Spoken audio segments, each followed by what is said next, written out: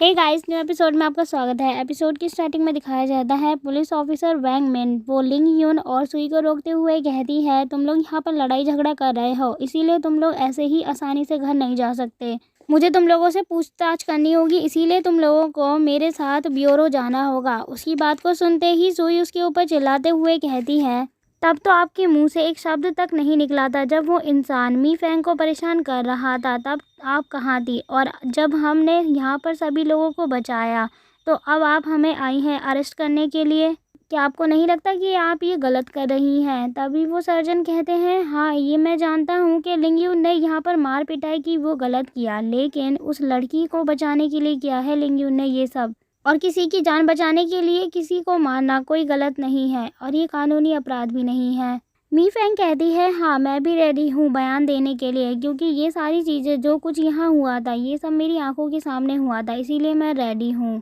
उसकी बात सुनते ही ऑफिसर वैंग मिंग को गुस्सा आ रहा होता है। तभी उसका दूसरा पुलिस ऑफिसर साथी वो उससे कहता है, तुम ये सब छोड़ो, वैसे भी ये तो स्टूडेंट है और वैसे इस इंसान को ज़्यादा चोट नहीं लगी है, तो इसीलिए तुम्हें इसकी चिंता करने की कोई ज़रूरत नहीं। वैंग मिंग उसे कहती है शांत करते हुए हल्की आवाज़ से और उसके कान के पास, मेरी बात ध्यान से सुनो, क्या तुम्हें पता नहीं इस इंसान ने क्या कहा था? ये सन जिंग फैमिली से है, इसकी फैमिली बहुत ज़्यादा रिच है और इसका बैकग्राउंड भी काफ़ी ज़्यादा अच्छा है, और अगर इसे कुछ हो जाता है तो हमें बहुत ज़्यादा खतरा होगा इसकी फैमिली से। हमारे लिए अच्छा यही होगा कि हम इन लोगों को अपने पास रखें। और वो सुई से कहती हैं, जो कुछ कहना है तुम्हें मेरे साथ चलकर ब्यूरो में ही कहना, वैसे भी यहाँ पर कोई जस्टिस नहीं होने वाला।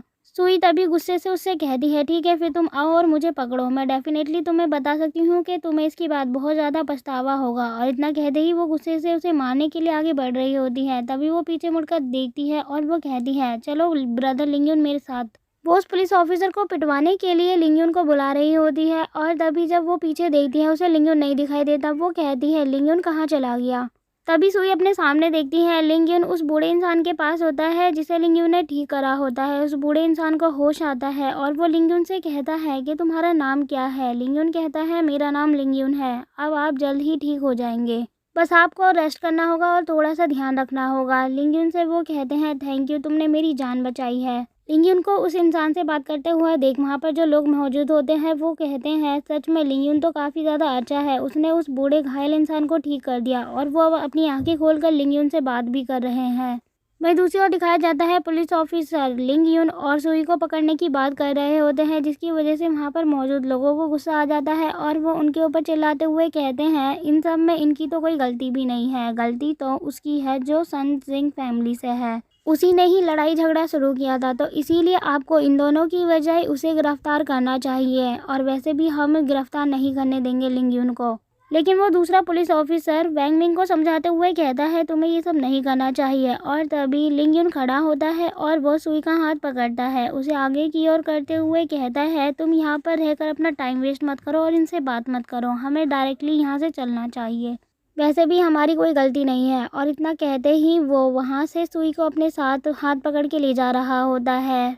वैंग मिंग उन दोनों को जाते हुए देखती है और वो चिल्लाते हुए कहती है, तुम दोनों यहाँ से नहीं जा सकते। लिंग यून उसको देखता है और वो अपनी पावर का यूज़ करता है, अपनी एक टेक्निक का यूज़ करके वैंग मिन को हिप्नोटाइज कर देता है, जिसकी वजह से उसे पता नहीं चलता कि उसके साथ क्या हुआ। वो नीचे गिरने वाली होती है लेकिन उसे दूसरा पुलिस ऑफिसर पकड़ लेता है और नीचे गिरने से वो बच जाती है। और वो पुलिस ऑफिसर उससे कहता है, वैंग मिन अभी तुम्हें क्या हुआ था? तभी वो अपने आप को संभालते हुए कहती है, आखिर अभी मुझे क्या हुआ था? मुझे खुद भी नहीं पता कि मेरी बॉडी पे मेरा खुद का कंट्रोल नहीं था, ऐसा लग रहा था जैसे कोई और मेरी बॉडी को कंट्रोल कर रहा हो। लिंग यून सुई को ले जा रहा होता है और सुई पीछे वैंग मिन को देखते हुए कहती है, लिंग यून ज़रा जल्दी चलो, हमारी कार के पास, हमें यहाँ से जल्दी चलना चाहिए, वैसे भी मुझे यहाँ पर बेकार के इंसान के पास रहकर अपना टाइम वेस्ट नहीं करना और ना ही इनसे कोई बहस करनी है।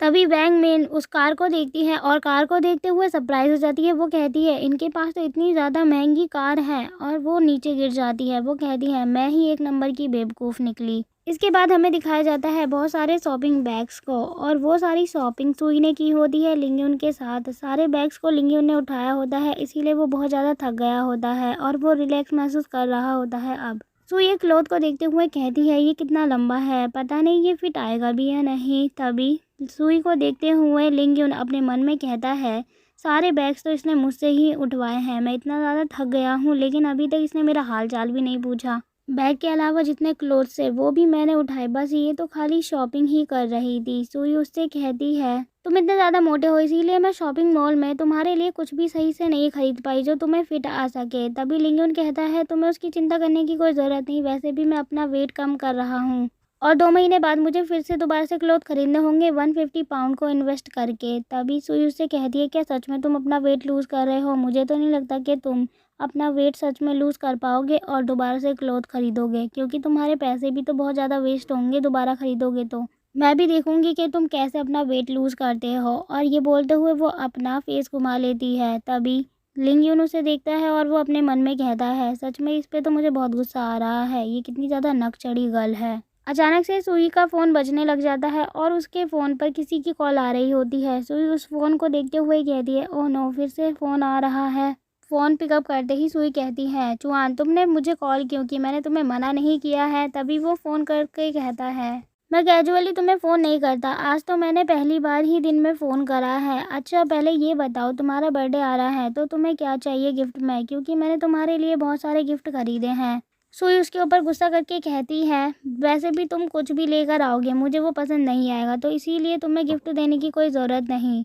चुआन उसे कहता है तुम चिंता मत करो, जब तुम मुझसे मिलोगी तो फिर वक्त आने पे मैं तुम्हें सारे गिफ्ट दे दूंगा। सुई उसके ऊपर गुस्सा करते हुए कहती है मुझे नहीं पता कि तुम्हें मुझ में क्या अच्छा लगता है, मैं तुम्हें चेंज नहीं कर सकती। तभी उसकी बात को सुनकर लिंगयुन को हंसी आ जाती है और वो तेज तेज हंसने लग जाता है और हंसने की आवाज़ को फ़ोन पर चुआन सुन लेता है और वो सुई से कहता है आखिर ये हंस कौन रहा था? किसी इंसान की हंसने की आवाज़ थी, तुम किसके साथ हो मुझे बताओ। सुई उससे कहती है अच्छा तुम ये सब क्यों पूछ रहे हो, वैसे भी मैं तो पूरा दिन इसके साथ ही थी और इसके साथ मैंने बहुत सारी शॉपिंग भी की और बहुत सारा टाइम स्पेंड भी करा। तभी वो उससे कहता है अच्छा तुम किसके साथ हो, मुझे उसका नाम बताओ और क्या रिलेशन है तुम्हारा उसके साथ। सुई कहती है अच्छा तुम इसके बारे में पूछ रहे हो, ये मेरा बॉयफ्रेंड है। उसकी बात को सुनते ही चुआन को बहुत गुस्सा आता है।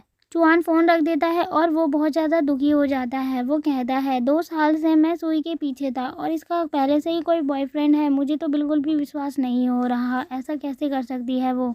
तभी चुआन टैंगमैंग को फ़ोन करता है। टैंगमैंग का फ़ोन बजता है। टैंगमैंग सो रहा होता है और जब फ़ोन की आवाज़ सुनता है वो कहता है इतनी रात को किसने मुझे फ़ोन किया। वो फ़ोन पिकअप करके कहता है तुमने अचानक से मुझे कैसे याद कर लिया।